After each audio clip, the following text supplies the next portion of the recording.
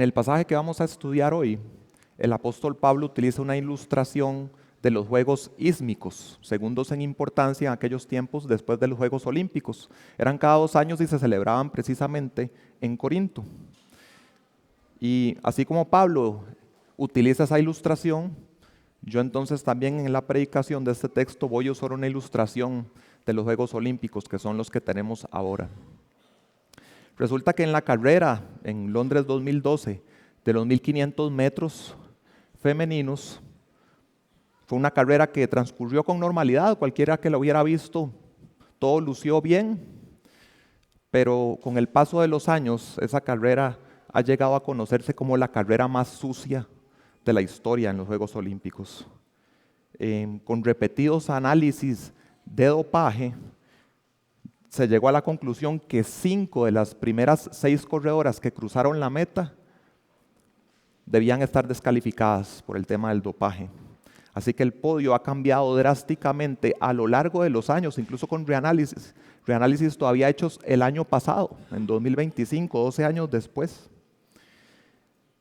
Y así como podemos visualizar la carrera más sucia de la historia y también nosotros visualizarnos como individuos, como iglesia, en una carrera cristiana, también podemos visualizar que, por ejemplo, quienes practican ciertas técnicas de evangelismo, que el mundo las observa normales y hasta exitosas, bien puede ser que un día delante de Jesucristo sean sin premio, sin galardón, sin recompensa delante de Él. ¿Por qué? Porque produjeron falsos convertidos, o las personas que genuinamente se convirtieron nacieron de nuevo en un ambiente que los apuntó a la mundanalidad.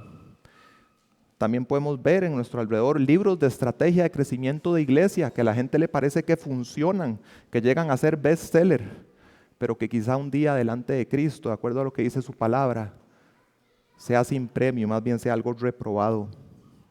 Por otro lado, también podemos ver predicaciones centradas en lo que enseña la palabra, consejerías bíblicas, que no toman de técnicas del mundo, cosmovisiones antibíblicas y quizá en este mundo se les tache de que son carentes, de que algo les falta, que son inefectivas, pero que quizá, y es lo que sostenemos de acuerdo a la palabra que nos da el Señor, serían las más recompensadas en aquel día delante del Juez Supremo Jesucristo.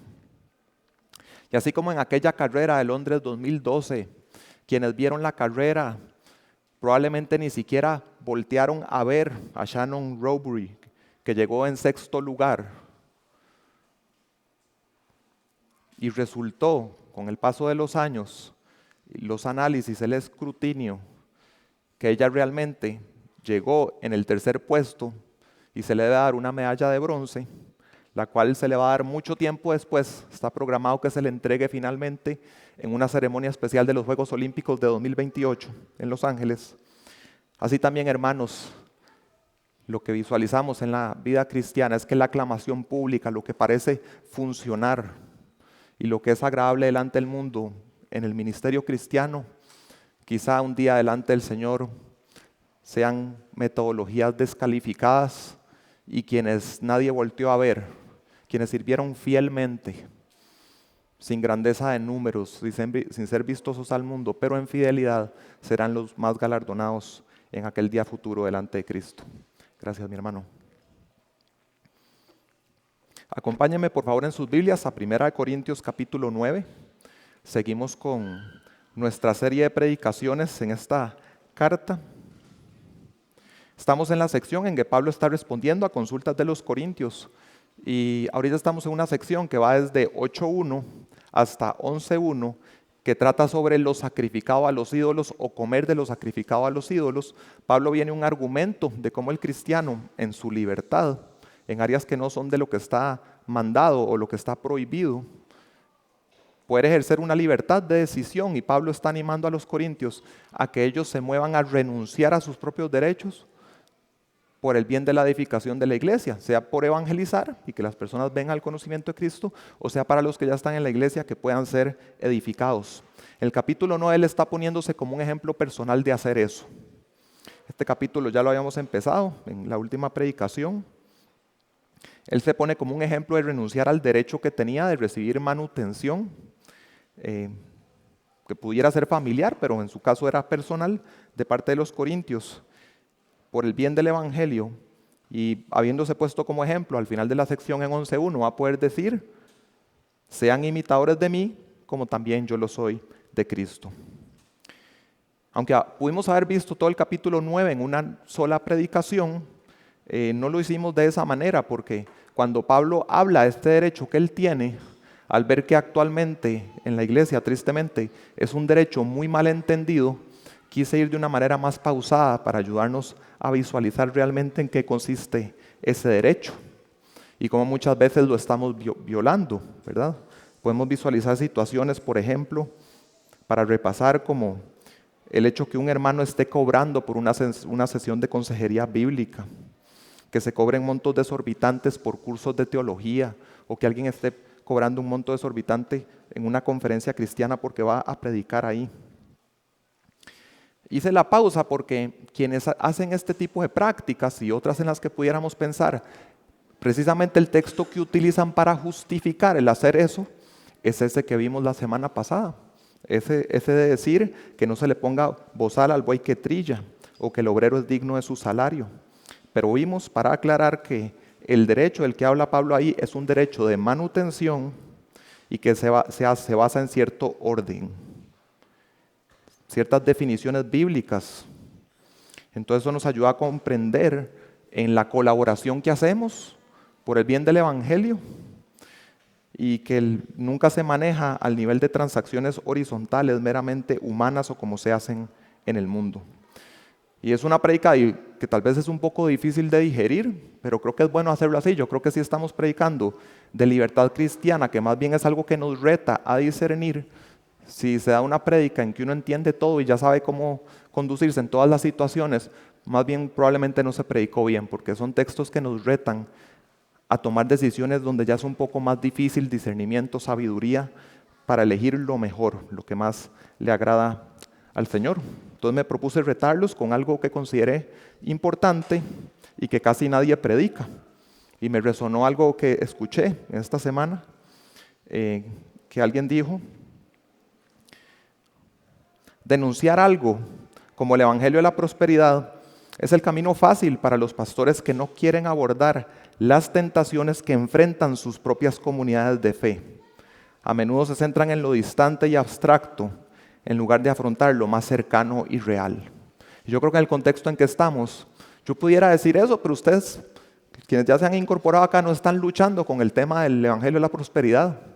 Quizá en otras cosas que nos estamos empezando a desviar, en cómo se manejan los fondos en ministerios, en iglesias, etcétera, nos retan un poquito más a discernir si lo que se está haciendo es de acuerdo a la Biblia. Pues bueno, aclarado ese tema del derecho, cuál es legítimamente, que era el de Pablo, de poder recibir manutención de parte de los corintios desde sus ofrendas, ya cuando la iglesia estaba establecida, vamos entonces a retomar el argumento de Pablo, que es mostrarse como ejemplo a imitar de renunciar a derechos para el objetivo del máximo avance del Evangelio. Con dos principios reguladores: la gloria de Dios y el amor hacia los demás, tanto los que están en la iglesia como los perdidos. Vamos entonces a leer esa segunda mitad del capítulo 9, 1 Corintios 9, versículos del 16 al 27, y les leo desde la Nueva Biblia de las Américas. Porque si predico el Evangelio, no tengo nada de qué gloriarme, pues estoy bajo el deber de hacerlo. Pues ay de mí si no predico el Evangelio. Porque si hago esto voluntariamente, tengo recompensa. Pero si lo hago en contra de mi voluntad, un encargo se me ha confiado. ¿Cuál es entonces mi recompensa? Que al predicar el Evangelio pueda ofrecerlo gratuitamente, sin hacer pleno uso de mi derecho como predicador del Evangelio. Porque aunque soy libre de todos me he hecho esclavo para ganar al mayor número posible. A los judíos me hice como judío, para poder ganar a los judíos. A los que están bajo la ley, como bajo la ley, aunque yo no estoy bajo la ley, para poder ganar a los que están bajo la ley. A los que están sin ley, como sin ley, aunque yo no estoy sin la ley de Dios, sino bajo la ley de Cristo, para poder ganar a los que están sin ley. A los débiles me hice débil, para ganar a los débiles. A todos me he hecho todo, para que por todos los medios salve a algunos. Y todo lo hago por amor del Evangelio, para ser partícipe de él. ¿No saben que los que corren en el estadio, todos en verdad corren, pero solo uno obtiene el premio? Corran de tal modo que ganen. Y todo el que compite en los juegos se abstiene de todo. Ellos lo hacen para recibir una corona corruptible, pero nosotros una incorruptible. Por tanto, yo de esta manera corro, no como sin tener meta. De esta manera peleo, no como dando golpes al aire, sino que golpeo mi cuerpo y lo hago mi esclavo. No sea que habiendo predicado o habiendo sido heraldo para otros, yo mismo sea descalificado. Si tuviera que resumir en una oración concisa todo lo que acabamos de leer en este texto, lo haría de la siguiente manera. El cristiano se disciplina renunciando a derechos para obtener la recompensa del avance del Evangelio. El cristiano se disciplina renunciando a derechos para obtener la recompensa del avance del Evangelio.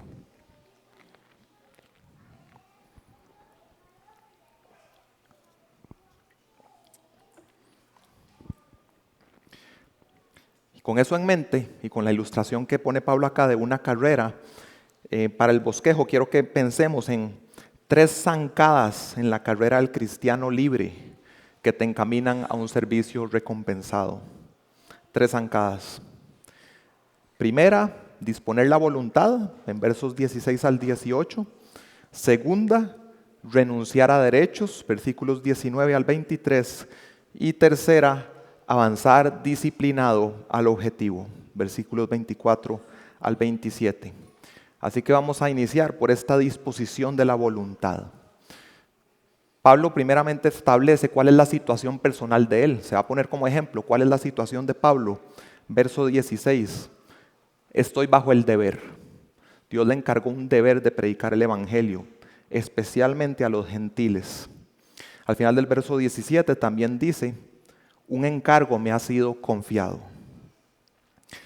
Al atender este encargo de Dios, hay cierto camino de desobediencia que Pablo dice, ay de mí, si desobedeciera lo que se me encargó.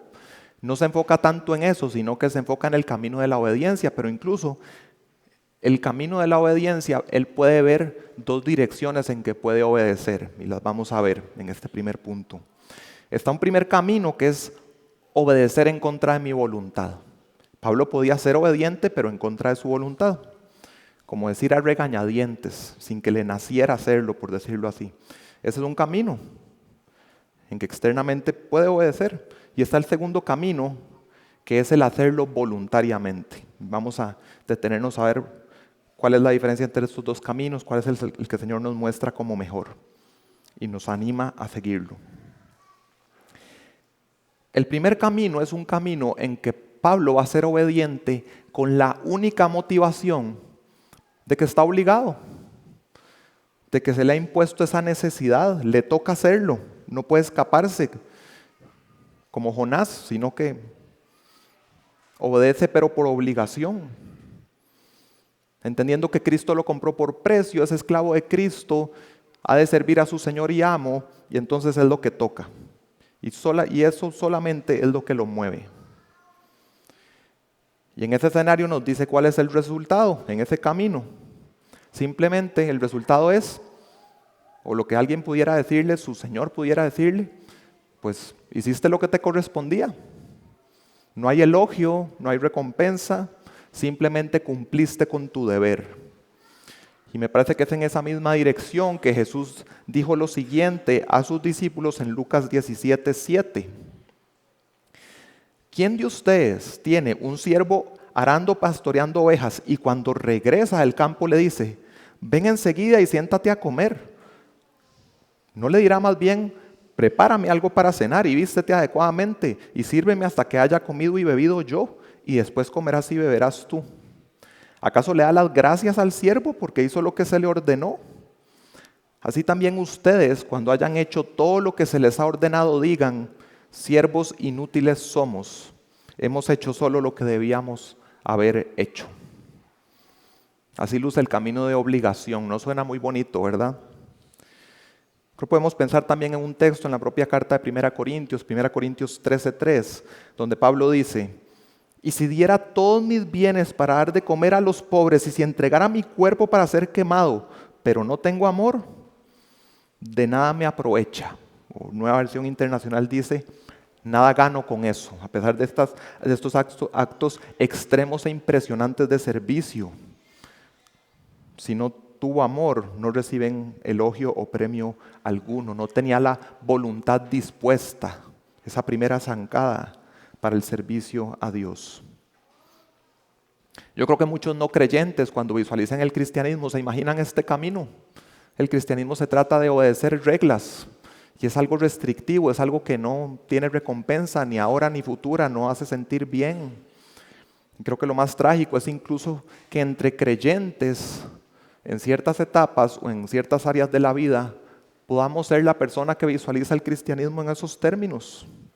En que sí, si es una persona salva, va a entender que la salvación fue un regalo del Señor, fue por gracia. No es que se la va a ganar con su buen comportamiento, por obedecer los mandamientos. Pero a pesar de entender bien la gracia y recibirla por fe, su pensamiento es simplemente: debo responder con obediencia por lo que se hizo por mí, aunque no me nazca, aunque no brote de mi interior. Y lo que nos enseña hoy el Señor en este primer punto es que ese no es el mejor camino, ese camino número uno no es. Existe un camino más excelente de obediencia, que es el camino 2. Por eso en el versículo 17 hay un pero que nos contrasta los dos caminos. Este segundo camino es el camino de hacerlo con una voluntad dispuesta. Quiero obedecer, me nace hacerlo, tengo iniciativa propia, aunque no me fuera impuesta la obligación, tengo un corazón deseoso de servir al Señor, de amar a las personas. Así que no tengo solamente la obligación, porque ciertamente la obligación existe y es terminología bíblica de que somos esclavos de Cristo. Pero no está solamente esa dimensión, hay un deleite en el Señor, hay ganas, hay una voluntad que se va alineando a la del Señor, que se deleita en lo mismo que Él se deleita. Y el resultado de ese camino, ¿qué nos dice Pablo? Tengo recompensa. ¿Cómo se vio para Pablo este segundo camino que fue el que tomó? El buen camino. ¿Cómo se vio para él el disponer su voluntad? Lo que vemos en el pasaje es un deleite interno de Pablo en cumplir lo que Dios le encomendó hacer. Podemos pensar como en el texto que nos habla de que los mandamientos de Dios no son gravosos. Podemos pensar en textos como cuando se nos dice en Romanos 12 que al presentarnos como sacrificio vivo, santo y aceptable a Dios, todo nuestro ser, incluido nuestro cuerpo, algo que viene con eso es llegar a darnos cuenta, a comprobar que la voluntad de Dios es buena, agradable y perfecta. De manera que este camino de deleite en los caminos del Señor, en darle gloria a Él, amar al prójimo, es un camino en que no están simplemente cumpliéndose mínimos. No es el camino de que ya habiendo cumplido lo que absolutamente se me exige y entro al terreno de la libertad, lo que hago más bien es exigir para usos egoístas los derechos que tengo. El caso de Pablo sería la manutención. Pero Pablo en el verso 18 dice que el deseo de él más bien es ofrecer el evangelio gratuitamente sin hacer pleno uso de mi derecho como predicador del evangelio. Y creo que sería muy instructivo también para el tema de cómo entendemos el levantamiento de fondos y el ministerio en la iglesia, pero no es el objetivo de hoy. Pero baste decir que hubo un momento de Pablo ministrando en Corinto en que ya se había establecido la iglesia, ya hay personas ofrendando, en que ya él entonces tiene el derecho, según las órdenes del Señor, de poder de esas ofrendas recibir la manutención personal. Pero él decidió no hacerlo de esa manera, no recibir eso de los corintios, sino recibirlo del apoyo externo que recibía desde Macedonia. Para que quiera explorar un poco más, puede conectar un texto de Hechos 18 del 1 al 5 y otro de 2 de Corintios 11, del 7 al 9. La cuestión es, lo importante, Pablo tenía una cosa en mente, un solo objetivo. Él quería con la mayor claridad posible comunicar lo gratuito, la gracia que hay de Dios en el Evangelio. Para con los creyentes inmaduros, quería dejar lo más claro posible que fuera, que estuviera ahí un apóstol ministrándole, o un pastor sirviéndole, que entendiera que esa persona es un regalo de Dios para su vida. Y el tema de que mediara un pago salarial, por decirlo así, pudiera introducir algo de confusión para algunos que no entienden bien. Hacia los de afuera, Pablo quería dejar claro también que el que anuncia el Evangelio de Jesucristo también lo hace gratuitamente en medio de una cultura en que los filósofos sofistas le cobraban a las personas cuando daban sus discursos públicos. Pablo quiere distinguir el Evangelio de Jesucristo de las prácticas del mundo. Y ciertamente que él ejerciera su derecho, porque sí lo tenía, de recibir esa manutención, eso le da gloria a Dios. Dios fue el que dio el derecho, no negaría la gracia de Dios, pero Pablo visualiza en un terreno en que tiene libertad, decir, creo que en esta situación a las personas le va a ayudar a entender mejor el Evangelio, los regalos de Dios para su iglesia, de que yo siga con el apoyo de los macedonios y no el de los corintios. El verso 18, entonces él dice, ¿cuál es entonces mi recompensa? Pues participar en esta gloriosa cadena de gracia del Evangelio de Cristo. Y él quiere aportar algo que no está en obligación, ya está en el terreno de libertad. ¿Ejerzo el derecho o decido no usarlo? En eso que queda para decisión personal de él, él quiere aportar lo que pueda, un grano adicional de que renunciando a eso, él siente un gozo de aportar algo que está en libertad de hacer para la gloria del Señor. Y eso para él, como dice el texto, es una recompensa en sí misma. Pablo se deleita en poder hacerlo, en que en un terreno en que ya no está en obligación, igual quiere hacerlo. Que si vemos más ampliamente el texto, no solo los versículos de este punto 1, creo que también podemos visualizar que hay una recompensa futura. Vean en el verso 25, Pablo nos habla de una corona incorruptible. Y si es incorruptible, no es algo terrenal, no es algo de la hora. Y también, con la imagen que utiliza de la carrera, también apunta a un premio que se obtiene al final de la competencia. Y eso también encaja con lo que ya hemos visto en el resto de la carta, lo que nos leyó Kevin ahora, de capítulo 3, versículo 5 hasta capítulo 4, versículo 5. Y para entender este tema también de la recompensa futura y cómo son los criterios para esa recompensa, voy a repasar algunos de esos versículos que Kevin nos leyó. 1 Corintios 3, voy a leerles el 8, el 13 y el 14. Ahora bien, el que planta y el que riega son una misma cosa, pero cada uno recibirá su propia recompensa conforme a su propio trabajo. La obra de cada uno se hará evidente porque el día la dará a conocer, pues con fuego será revelada. El fuego mismo probará la calidad de la obra de cada uno. Si permanece la obra de alguien que ha edificado sobre el fundamento, recibirá recompensa, ¿verdad? La contribución individual del cristiano al proyecto de la edificación de la iglesia, que será probada al final. Y en el capítulo 4, versículos 3 y 5, vean lo que dice Pablo: en cuanto a mí es de poca importancia que yo sea juzgado por ustedes o por cualquier tribunal humano. No juzguen antes de tiempo, sino esperen hasta que el Señor venga, el cual sacará a la luz las cosas ocultas en las tinieblas y también pondrá de manifiesto los designios de los corazones. Presten atención a esas palabras. En ese juicio, el Señor pondrá de manifiesto los designios de los corazones. No solo la obra, sino el designio del corazón. Entonces cada uno recibirá de parte de Dios la alabanza que le corresponda. Que entonces juntemos un poco las piezas sobre esta recompensa futura. Habrá un tribunal al final de la carrera cristiana de cada uno, que es un tribunal para recompensa. No se trata de la salvación, así como en capítulo 3 Pablo dejó claro que esto era como para una recompensa y que incluso el que no fuera recompensado igual sería salvo, aunque así como por fuego. Y en la ilustración que usa hoy de los juegos sísmicos, quien es descalificado de la carrera, lo que se pierde es el premio, pero sigue siendo un ciudadano griego.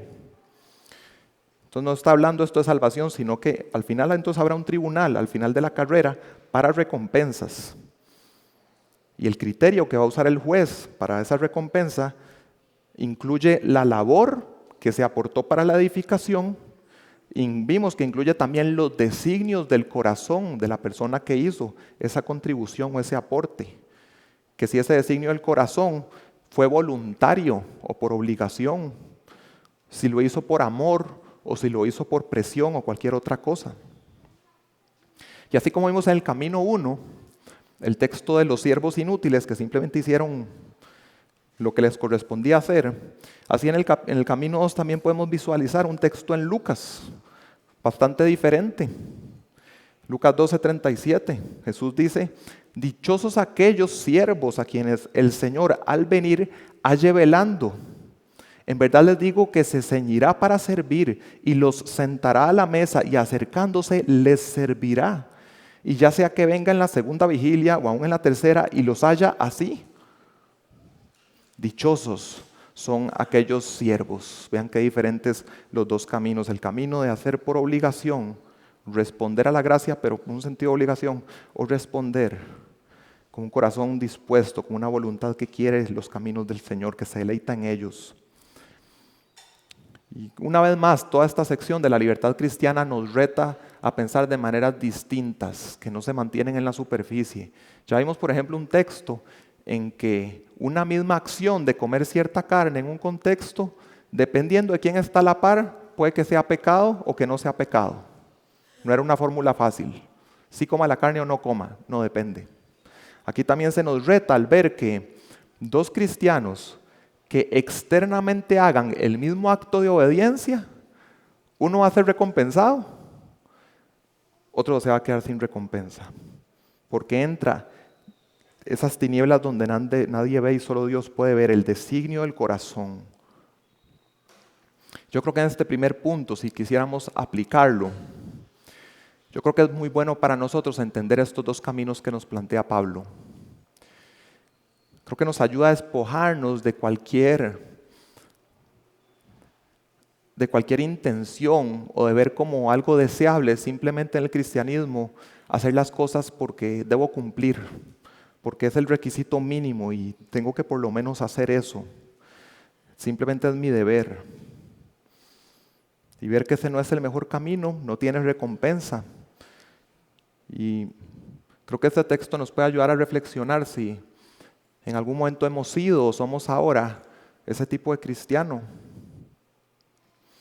Creo que si también en algún sentido confiamos en nuestra justicia propia en algunas cosas, nos golpea el pensar que tal vez, como dijo Pablo, para usar su mismo ejemplo, di todos mis bienes a los pobres y pensar que hice algo maravilloso, impresionante, que el acto tal vez lo sea, pero que en este texto el Señor le diga, sí, pero no hay recompensa por lo que estaba ocurriendo en tu corazón mientras hiciste eso.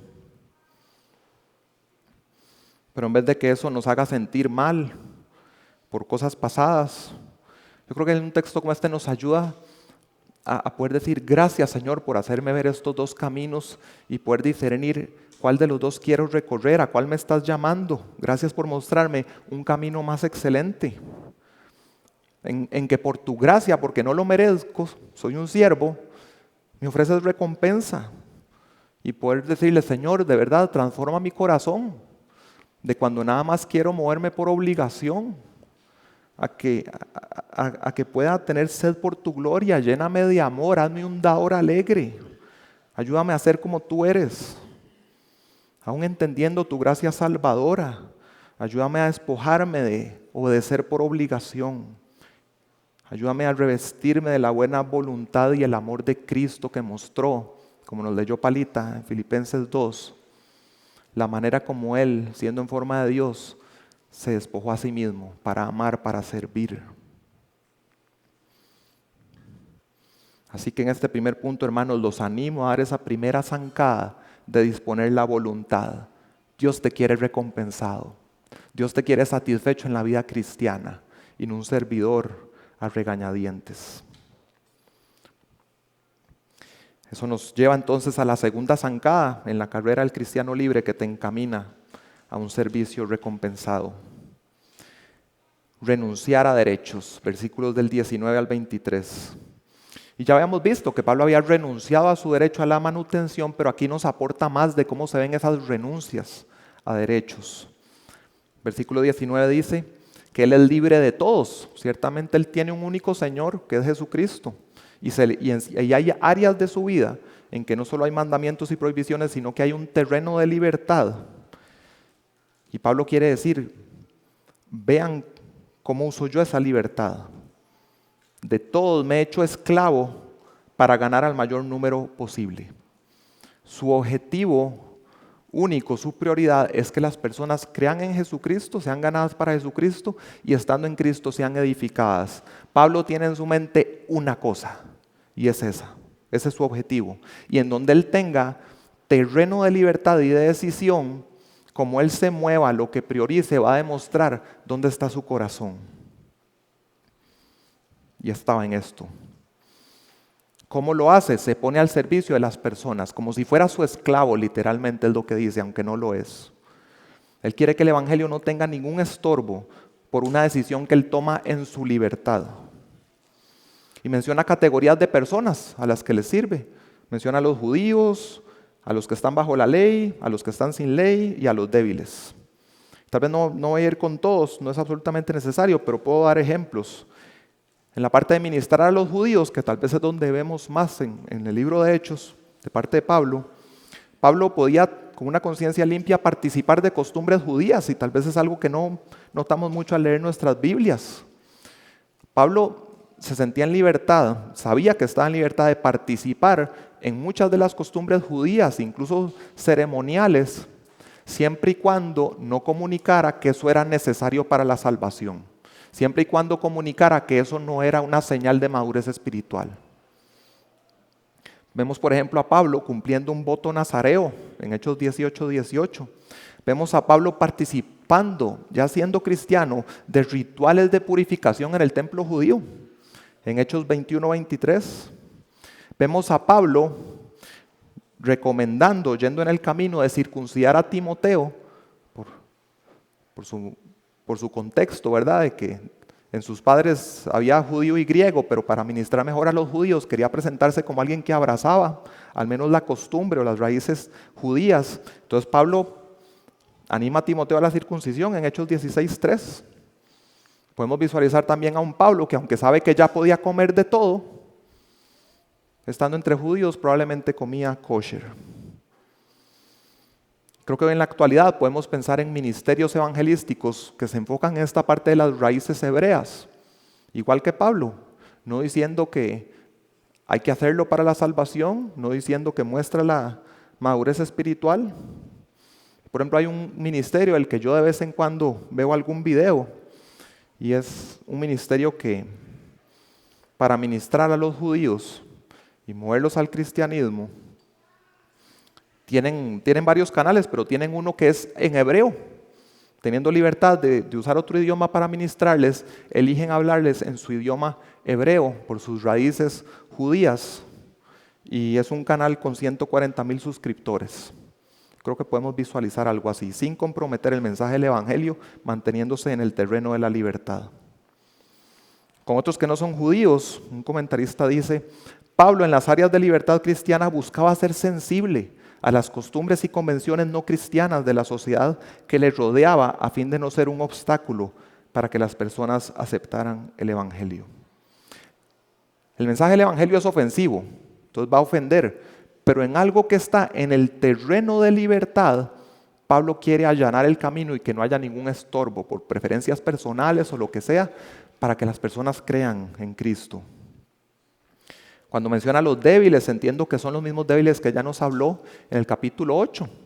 Hermanos que todavía luchan con un patrón de pecado del pasado, en que una actividad que no es pecaminosa, ellos sí lo asocian con otras actividades que hacían y los pudieran meter en su rutina de pecado.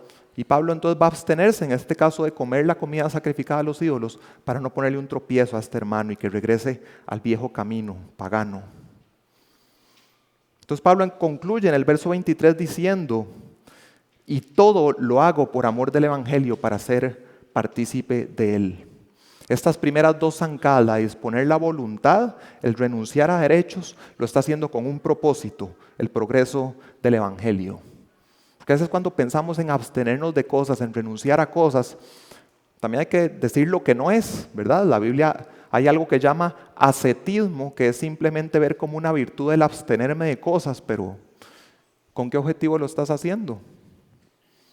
Para sentirte superior, sentirte como alguien muy disciplinado. Eso no tiene recompensa, no tiene sentido. Eso debe hacerse con el propósito correcto, que es la edificación de la iglesia. Ahí sí son prácticas con valor.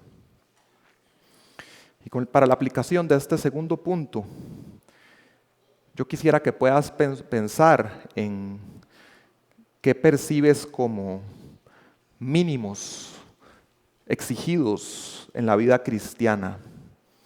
Y que puedas pensar entonces, ¿en qué área puedes visualizar en tu vida que estás renunciando a algo? En que alegremente estás recorriendo la milla extra en el servicio cristiano. Y voy a dar un ejemplo, espero que sea útil y me ayuda a enfatizar algo. El Nuevo Testamento no exige el diezmo, no es así. En 1 Corintios 16 Pablo habla de que cada uno ponga aparte algo, pero no establece un mínimo. Pero creo que en nuestros círculos he escuchado a muchos hermanos decir, aunque yo no lo comparto, que eso del 10% es un buen mínimo. Entonces pensemos en alguno de nosotros que se le haya dicho eso y se le haya dicho, ahora en la era de la iglesia el 10% es un buen mínimo. ¿Qué comunica en ese escenario, que entiendo que no es el correcto? Cada uno da como propone en su corazón, no un 10%. En ese escenario, ¿qué comunica, si tú creyeras eso, que dieras solamente el 10%? Está el terreno de la obligación y lo cumples, y apenas pasas la frontera y entras al terreno de la libertad. Dentro del terreno de la libertad, elegiste dar 0. ¿Qué comunica eso?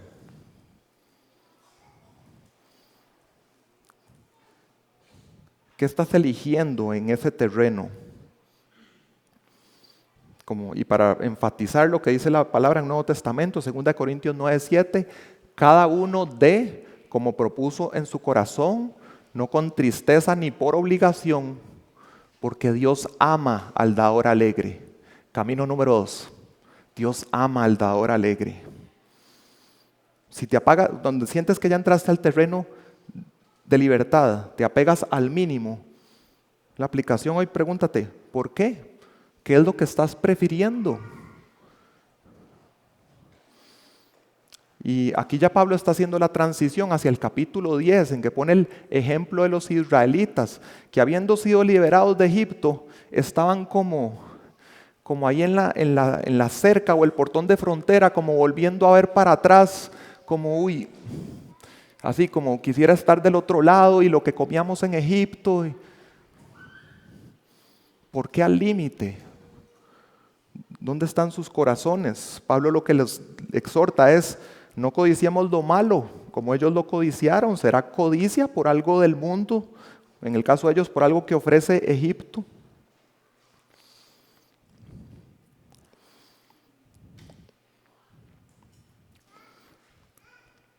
Tenemos entonces la zancada de disponer la voluntad, la zancada de renunciar a los derechos con un propósito.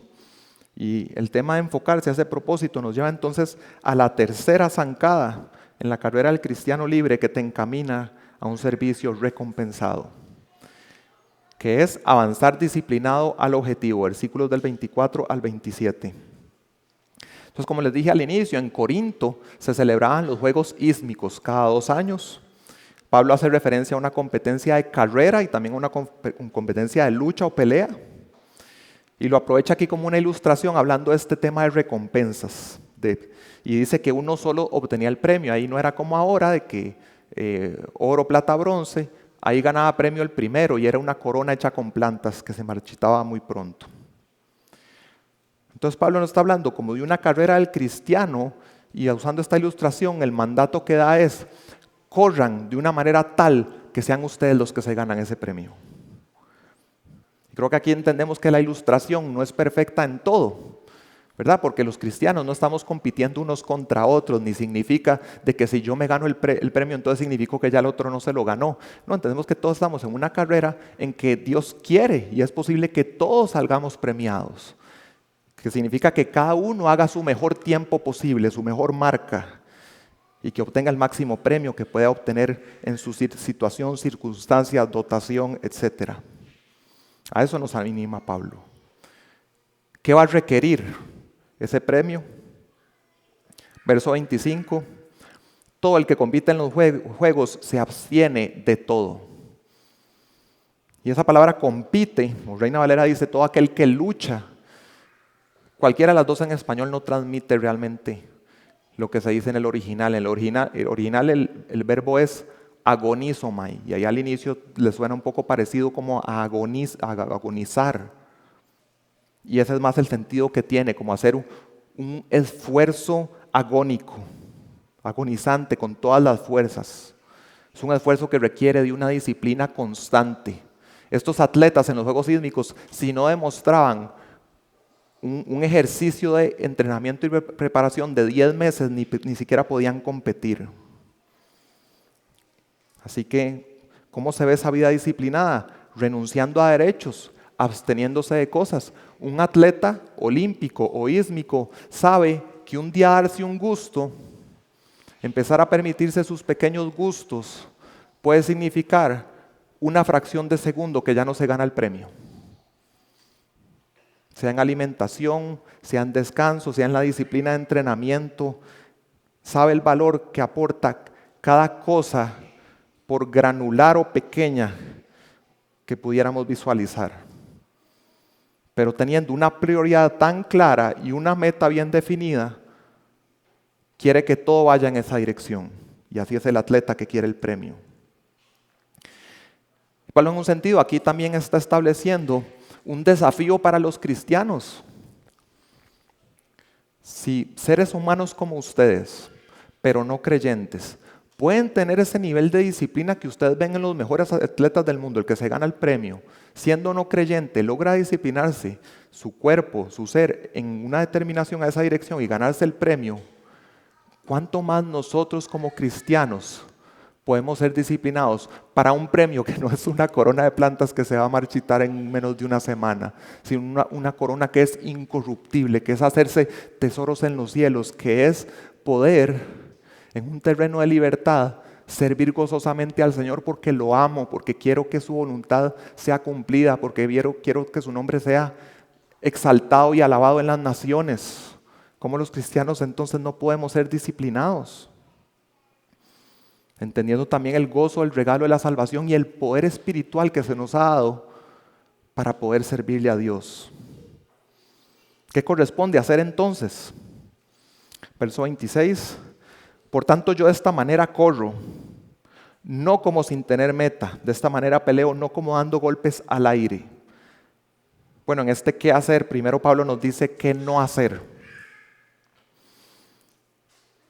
Pablo no quiere malgastar esfuerzos en una dirección que no sea hacia la meta. No quiere desperdiciar ni una pizca de su energía en direcciones inútiles o vanas, como un correr sin saber dónde queda la meta. Él quiere también, poniendo el ejemplo del que pelea, él no quiere invertir fuerzas en dar un golpe en que por no saber bien dónde está el adversario, termine siendo un golpe que da al aire. Pablo no quiere movimientos sin avance. Esto puede incluir también para nosotros en aplicación pereza en nuestra disciplina, en todos los ámbitos. Proverbios 26:14 dice: así como la puerta gira sobre sus bisagras, el perezoso da vueltas en la cama. Un movimiento aparente, pero en realidad no hay avance, no hay progreso en una dirección. Ahora sí nos va a decir Pablo qué corresponde hacer. Ya dijo el qué no hacer, qué sí hacer. Verso 27. Y entonces Pablo lo que hace es imaginarse a sí mismo estando en los juegos. y se imagina a sí mismo como dos personajes en los juegos. Primero se va a imaginar a sí mismo como un competidor. Entonces él dice que él, como participante en los juegos, ¿qué va a hacer? Disciplina su cuerpo, lo pone en servidumbre. Esto es disponerlo por completo, no a seguir sus apetitos a los que tiene derecho, aunque lo tenga, sino es poner su cuerpo y disciplinarlo a que todo contribuya a su objetivo único, ganar el premio, privándose de cosas, absteniéndose de lo que le apetece, para que su cuerpo sea óptimo para correr. Y hasta al cierre del versículo 27 se empieza a visualizar, sigue visualizándose como el competidor, pero ahora se visualiza también como alguien que se le llama el heraldo. Por eso la traducción de Nueva Biblia de las Américas que dice habiendo predicado a otros, nos ayuda más a entender en la traducción de Reina Valera 60 que dice habiendo sido heraldo para otros. Porque en los juegos había alguien llamado el heraldo que su labor era decir cuál era la competencia, decir los nombres y las ciudades de los competidores y decirle a todo el mundo cuáles eran las reglas. Y al final, pues decir cuál fue su resultado del examen si siguieron las reglas.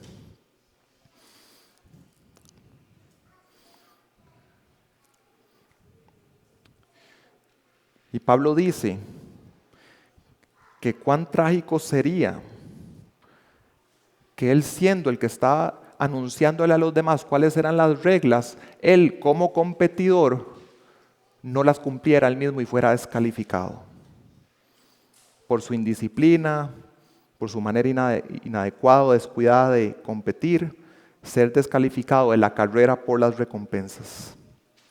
Yo creo que aquí podemos sumar un elemento a aquellas piezas que unimos en el primer punto, entender que en el futuro habrá un tribunal, un juicio que hay al final de la carrera del creyente, que es para recompensas, que vimos que el criterio del juez es la obra que se contribuyó para edificar la iglesia, pero también los designios del corazón, que si lo hizo de manera voluntaria, si tuvo amor. Aquí le agregamos un criterio más, si cumplió las reglas. ¿Qué nos ayuda a cumplir las reglas? Ser disciplinados. Porque en el ministerio cristiano hasta podemos visualizar personas que se enfocan tanto en el premio sin entender lo de las reglas y verlo desde un punto de vista de que el fin justifica los medios, por decirlo así. Si la gente fue convertida, Dios se agradó, todo salió bien, se logró el objetivo. Y esta tercera verdad nos dice, no necesariamente eso fue de agrado del Señor. No necesariamente va a haber una recompensa por eso. No es que Dios dijo, sí, si llegaste de primero, no importa cómo. Dios no solo se agrada en el buen resultado, sino en el buen proceso para llegar a ese resultado, según lo que Él determine. Y el juez al final ve toda la competencia y visualiza si en todo el trayecto de la competencia ese competidor no se salió del carril, se mantuvo en lo que debía ser. Entonces el objetivo de llegar a la meta urge, pero no a toda costa. Hay que cumplir las reglas del Señor. Entendiendo esto de las reglas, entonces el mayor riesgo no es ir despacio. El mayor riesgo es salirse del carril y ser descalificado. O salir en falso al inicio por estar con tantas ganas de salir de primero.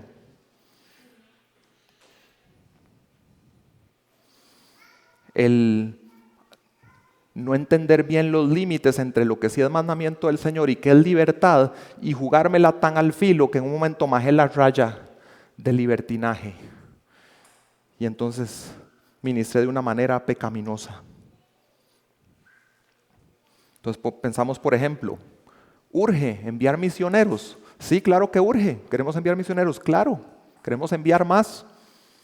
Ok, pero no podemos entonces desbocarnos si no estamos seguros de su llamado. Todavía no estamos totalmente seguros de lo que arrojó la prueba de su carácter. Todavía no hemos orado y ayunado, pero estamos con tantas ganas y hay que ir por el objetivo que entonces vamos. No. En este ejemplo queremos hacer los envíos como las reglas bíblicas indican que se hacen envíos. Otro ejemplo. Queremos ser efectivos en el evangelismo, que muchas veces la efectividad la asociamos a las conversiones o las respuestas y no en la fidelidad, y entonces podríamos decir, sí, queremos ser buenos en evangelismo. Y se nos podría ocurrir, bueno, este tema de hablar del arrepentimiento y el pecado ofende a las personas. ¿Qué tal si eludimos eso y enfatizamos más el amor de Dios y que tiene un plan maravilloso para tu vida? Y vienen las multitudes, sacas tu bestseller, te aclama el mundo, te ven como exitoso. Cuando de acuerdo a lo que dice la palabra, un día delante del Señor, para recompensa estás descalificado. Aunque hubo conversiones verdaderas y otras también falsas, descalificado. Porque eso no es el Evangelio. El Evangelio incluye arrepentimiento por los pecados. ¿Cómo se ve para nosotros, hermanos, este tercer punto de avanzar disciplinados al objetivo? Usando la ilustración de los juegos, meditación bíblica, tienes que conocer las reglas, tienes que conocer al Señor, por amor al Señor, disponiendo tu voluntad, quieres saber qué le agrada a Él, cuál es el camino que te traza derecho hacia la meta. Hay un orden, hay un régimen de entrenamiento, hay una meta. Muchas cosas en la iglesia podemos ver que hay un orden, Dios estableció un orden de que primero hay un bautismo en agua para identificarnos con Cristo públicamente. También está el incorporarnos como miembros de una iglesia local, que gracias al Señor hoy muchos hermanos iniciaron el curso o la clase de membresía. Y entiendo que también después de eso, si me incorporo a esta expresión local del cuerpo de Cristo, me comprometo públicamente a colaborar a la edificación mutua de esa iglesia local. Podemos entender un régimen de entrenamiento, me nutro, me ejercito. ¿Cómo se ve eso en un cristiano? Aprovechando lo que llamamos los medios de gracia, las disciplinas espirituales. Hay unas que son congregacionales, hay otras que son personales. Aquí mucho de lo que hacemos gira en torno a la palabra, leemos la palabra, oramos la palabra, cantamos la palabra, predicamos la palabra. Tenemos oración corporativa, comunión entre hermanos, alabanza congregacional, servicio mutuo con dones. Entonces son medios que Dios te está dando para entrenamiento, para crecer, para ir a más. La cena del Señor regularmente también nos nutre. Y tenemos pues también la devoción personal al Señor, por supuesto, las disciplinas espirituales personales. También nuestro ser tiene dos partes, hermanos. A veces vemos más importante la parte espiritual, pero también somos seres físicos. Debemos ser disciplinados también para tener una buena salud, para tener energía, para tener longevidad, para tener calidad de vida, para poder tener vigor para servir a otros. Buena alimentación, buen descanso, buen ejercicio físico, evitar los excesos.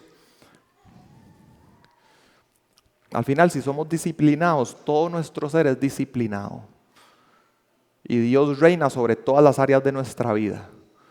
No pensemos nada más que estamos bien si somos disciplinados en las disciplinas espirituales, porque difícilmente vamos a ser disciplinados en lo espiritual si en las demás áreas de nuestra vida no somos disciplinados con las finanzas, con nuestros tiempos de sueño, en nuestros trabajos, en la alimentación, el ejercicio, el manejo del tiempo, ser ordenados. No sé si lo notaron y traté de hacer inflexiones de voz para que lo notaran cuando leía el texto. Este camino disciplinado es para todos los cristianos, en todas las áreas de su vida, en toda circunstancia y de beneficio para todo tipo de personas. Entre los versos 19 a 24, Pablo usa todos 9 veces. El ser disciplinados abarca hasta la última esquina de nuestras vidas. Y Dios en su palabra demarca cómo quiere que vivamos en todas esas áreas. Pablo tiene claro que estas reglas que él ha de cumplir en estos juegos, es Dios el que dice cuáles son esas reglas. Por eso había hablado antes del tribunal humano. Y si recuerdan el inicio de este capítulo 9, plantea 2 preguntas al inicio. Y la segunda es, ¿no soy apóstol? Ante el escrutinio de los corintios, ellos tenían una convicción de qué era un apóstol, cómo se veía, cómo debía comportarse.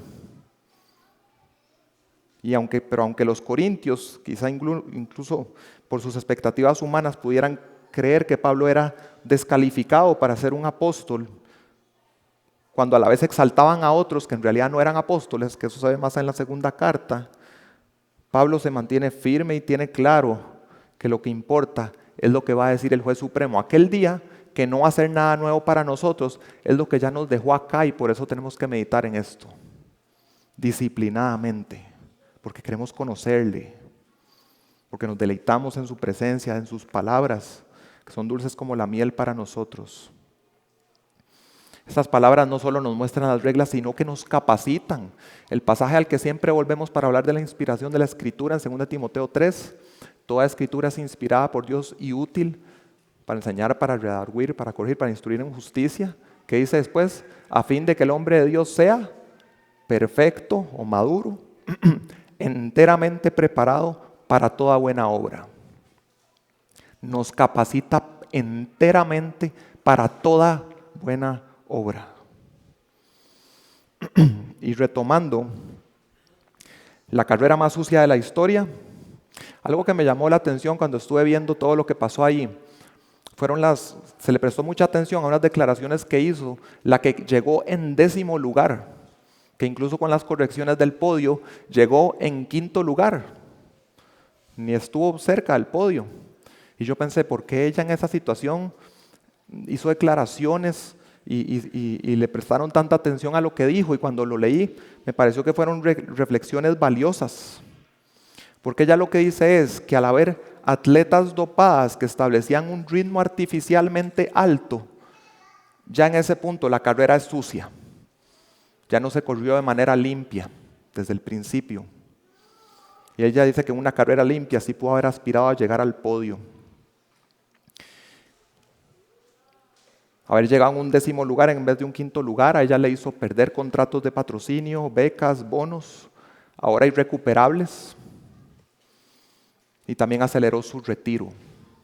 Pensando en eso de que aceleró su retiro, yo creo que también, cuando no estamos enfocados en la fidelidad al Señor y el camino que nos ha demarcado de cómo se vive la vida cristiana, cuando en vez de enfocarnos en nuestra carrera personal, nos enfocamos en ver qué están haciendo los otros, eso no solamente nos hace ir más lento, sino que nos puede tentar a caminos que no son los que le agradan al Señor. Y hoy el ministerio cristiano, estamos ante la realidad que va a ser comparado. El ministerio de cualquiera de ustedes va a ser comparado en esta época. Va a ser comparado con lo que el mundo o incluso los cristianos dicen que funciona, el pragmatismo. Y nosotros somos comparados regularmente con predicación que está dopada con charlas motivacionales del mundo. Nuestra consejería bíblica compite con consejería bíblica que está dopada con la psicología. Nuestras estrategias de crecimiento, que simplemente seguir lo que dice la palabra, compite con estrategias de crecimiento de iglesias que están dopadas con mercadotecnia. La manera en que Dios nos dirige al consejo pastoral a gobernar la iglesia compite con los que otros practican en un gobierno de iglesia que está dopado con técnicas empresariales. La música para alabanza congregacional compite contra la alabanza congregacional que está dopada de técnicas de manipulación emocional o con letras enfocadas en el yo que apetecen al corazón humano. Al ver todas estas cosas, hermanos, lo que nos mueve a reflexionar es que esta carrera cristiana es una maratón. Y al inicio de una carrera, en la época que yo corría, al inicio uno ve a esas personas que salen muy animadas en la adrenalina, la emoción, y salen así, y uno siente que se está quedando atrás. Pero el que sabe a lo que va, el que sabe las reglas, el que sabe a lo que se está enfrentando, el que se ha preparado para un maratón, el que ha entrenado fondos, el que sabe cuándo es el momento adecuado para tomarse un gel, el que sabe cómo llevar un ritmo controlado y no ser tentado a otro ritmo que sabe que no puede llevar, ese llega bien al final, ese termina bien.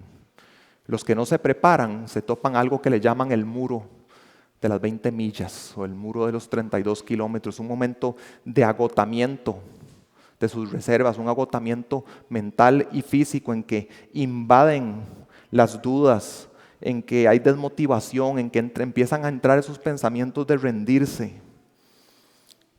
y donde ya no tienes de dónde agarrar para reproducir ese sentimiento de adrenalina inicial que te motivó y esa emoción.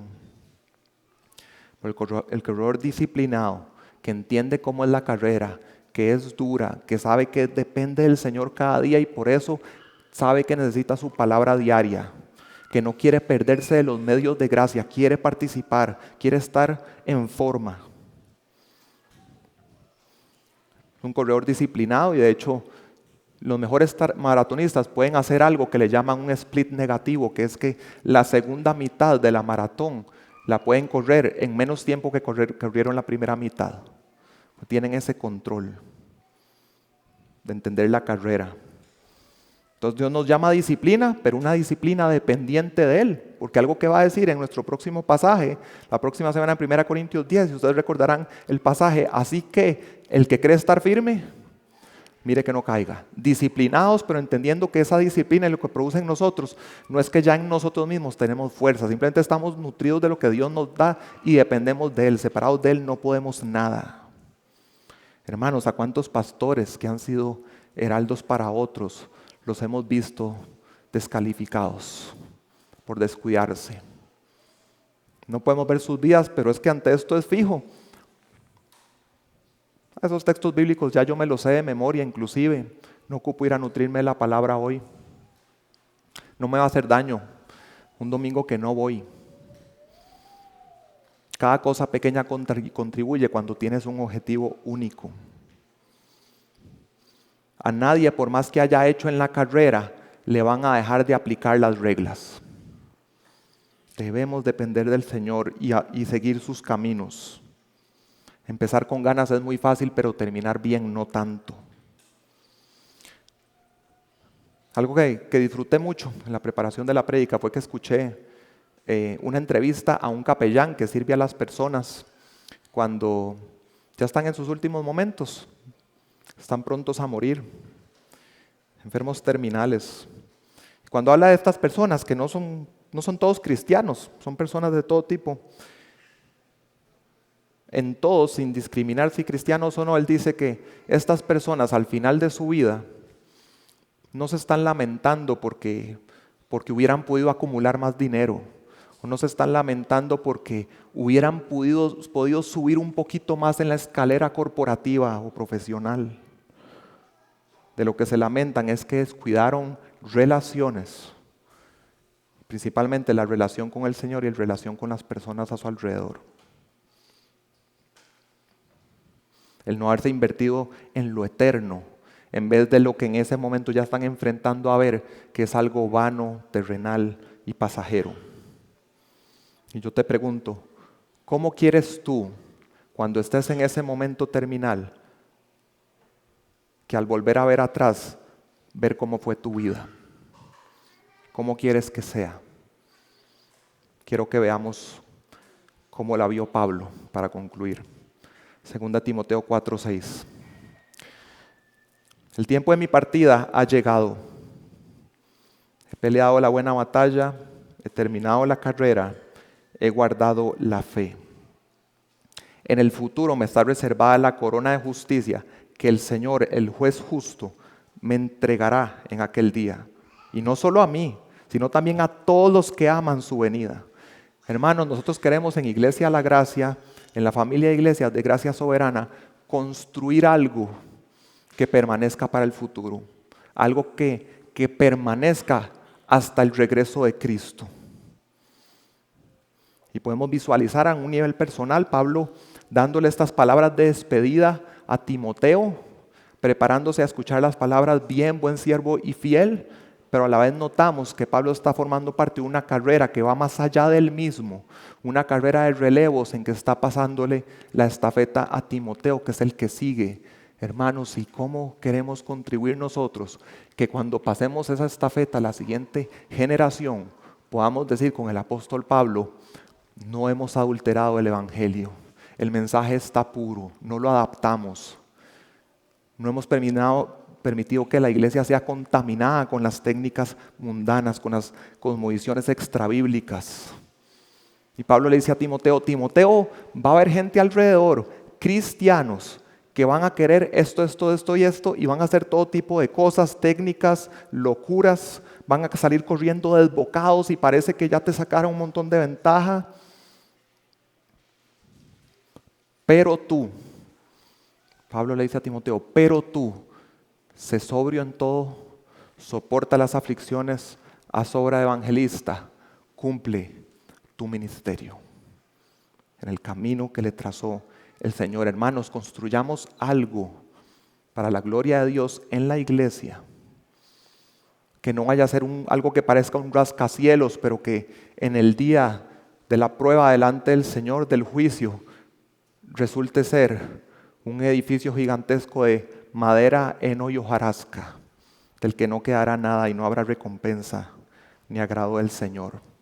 Hermanos, para contribuir a lo que nos apasiona, que es el nombre de Cristo exaltado porque murió por nosotros en aquella cruz, nos rescató de nuestros pecados, eso es lo que queremos. ¿Cómo se ve el movernos totalmente en esa dirección?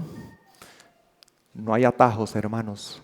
Día tras día, en cada decisión, en el tiempo que nadie ve y tú eliges la devoción a Él, el amarte, el nutrirte, el prepararte para venir a servir cuando venga la siguiente oportunidad de hacerlo, el ejercitarse en la piedad dependiendo de Él, el ir al gimnasio en el sentido espiritual, los medios de gracia, las disciplinas. Así es como se ve en el día a día vivir dedicados al Señor. Hermanos, yo los animo a que corran de tal manera que obtengan ese premio. Como pastor de ustedes, yo los quiero ver galardonados ese día de una manera, ver a Cristo exaltado en sus vidas, piadosas, que amaron al Señor, que fueron sacrificiales en su terreno de libertad, no por obligación, porque aman al Señor en sus corazones. Yo no lo puedo producir en ustedes, es el Espíritu. Así que den las 3 zancadas, dispongan la voluntad, renuncien a los derechos y avancen disciplinados al objetivo.